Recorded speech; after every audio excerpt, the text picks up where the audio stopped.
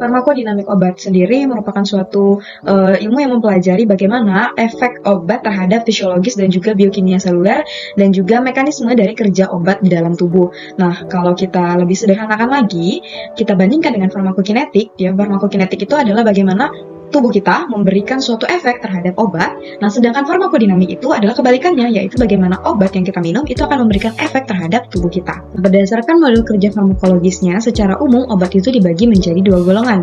Yang pertama adalah senyawa berstruktur tidak spesifik, dan yang kedua adalah senyawa berstruktur spesifik. Yang pertama, senyawa berstruktur tidak spesifik adalah senyawa dengan struktur kimia yang bervariasi.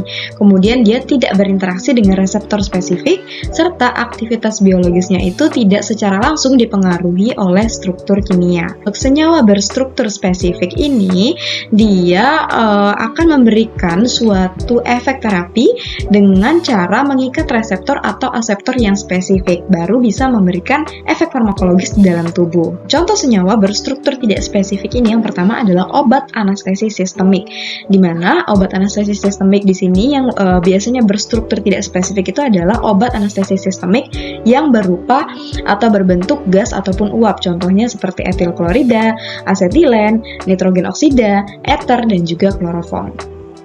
Nah, kemudian pada anestesi sistemik ini kita bisa lihat pada tabel ini adalah kadar isoanestesi yang bervariasi antara sekitar 0,05 sampai 100% untuk gas-gas atau uap anestesi sistemik, dan juga kita bisa lihat di sini aktivitas termodinamiknya itu bervariasi berkisar antara 0,01 sampai 0,05. Senyawa yang berstruktur spesifik.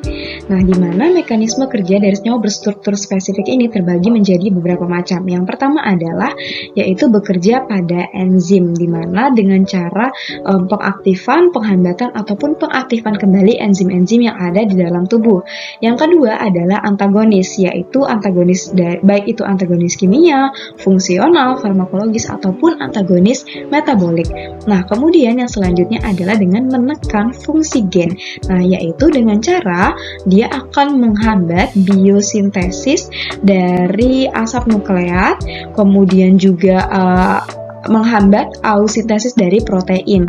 Nah, yang terakhir adalah dia bekerja pada membran, yaitu dengan mengubah membran sel dan mempengaruhi sistem transport membran sel itu sendiri.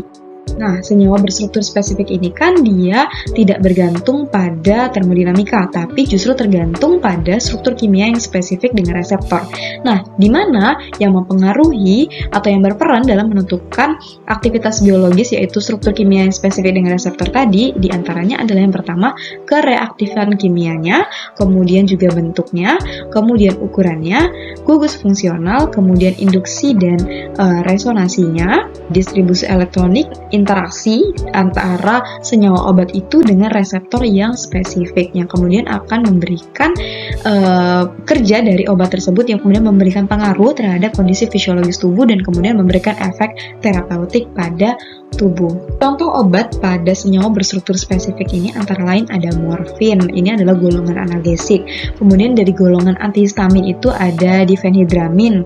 Nah, kemudian dari golongan diuretika penghambat monoamin oksidase itu ada acetazolamid. Kemudian juga ada dari golongan beta adrenergik itu ada salbutamol.